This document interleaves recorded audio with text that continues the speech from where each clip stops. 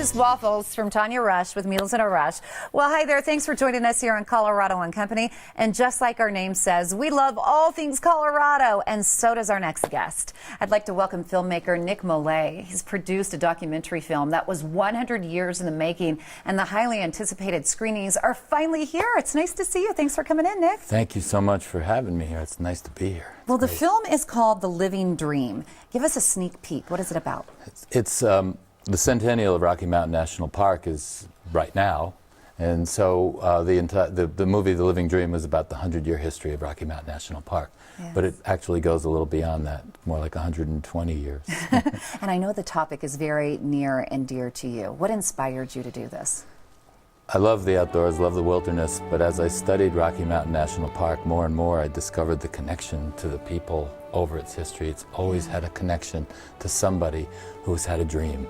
And that the inspiration came from everybody's dreams. Oh my gosh, just listening to your voice and your passion and how you're describing it, I cannot wait to see this film. It looks beautiful. It's more than just, you know, the beauty of pretty pictures. There are some really colorful characters in the film.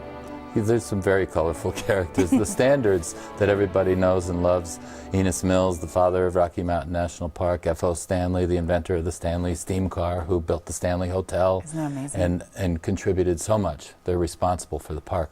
There's a couple of other colorful characters in there that, in fact, when the National Park folks were talking to me about making this movie, and I mentioned I might talk about gunfights, it scared them a little. Gunfights? Yeah. It scared me too. Because there's a very colorful character named Rocky Mountain Jim.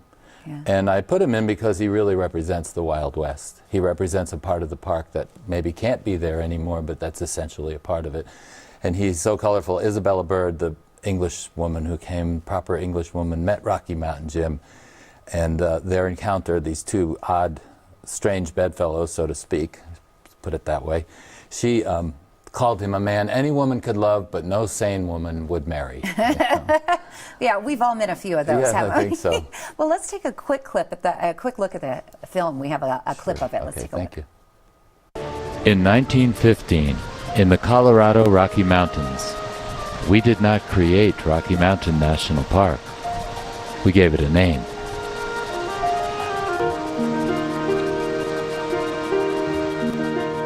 We became guardians of a place that unites us in timeless history, a living dream.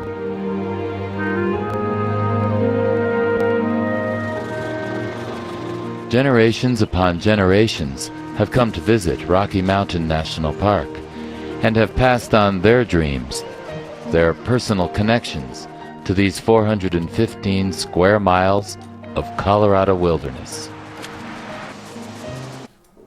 That looks beautiful. You have a couple of screenings coming up. Give me the details. I do. This Saturday at the Rialto Theater, the beautiful Rialto Theater in Loveland, 7 p.m. We have a screening there, and then we're taking it to Kansas City, and then we're coming back from Kansas City, and on June 25th, Thursday night, the Esquire Theater, the beautiful Esquire Theater here in Denver. Yeah, very, very fortunate to be there.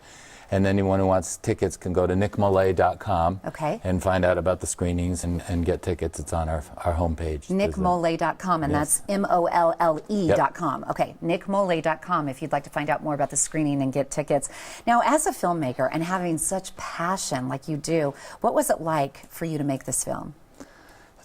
It's a pinnacle film for us, because I say us because I couldn't have done it without the help of some fantastic people. Co-producer Sean Doherty, associate producer John Gerner, and interviewing great historians, interviewing fantastic historians, and then traveling through relating their stories to what I know and love about the national park.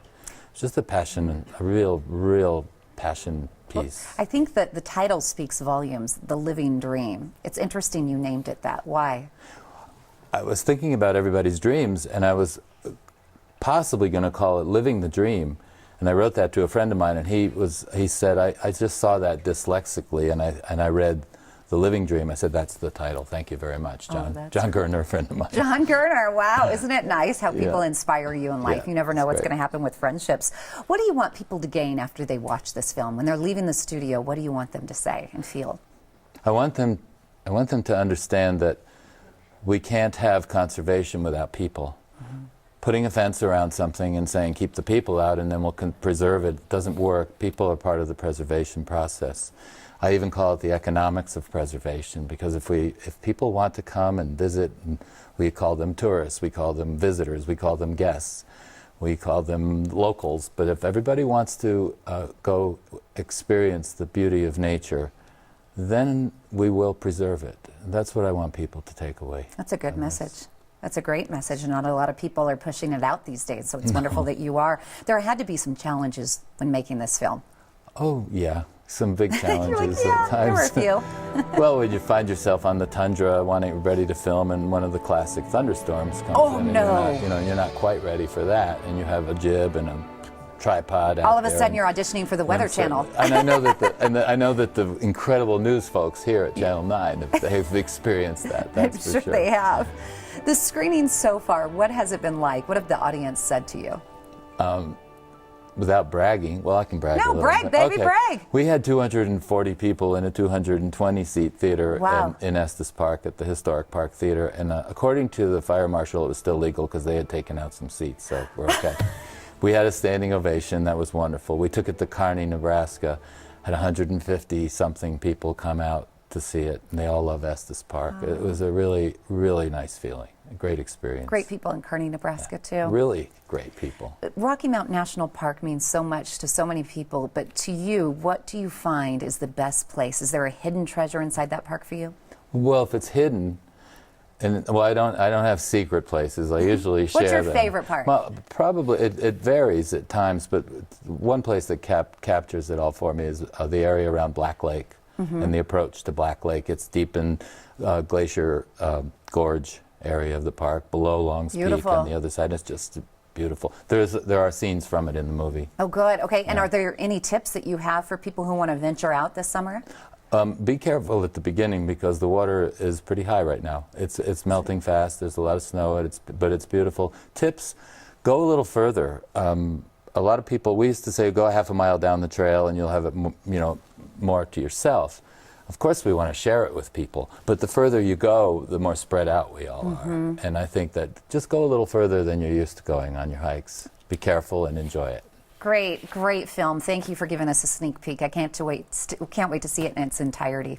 Thanks. I've heard fabulous things about it.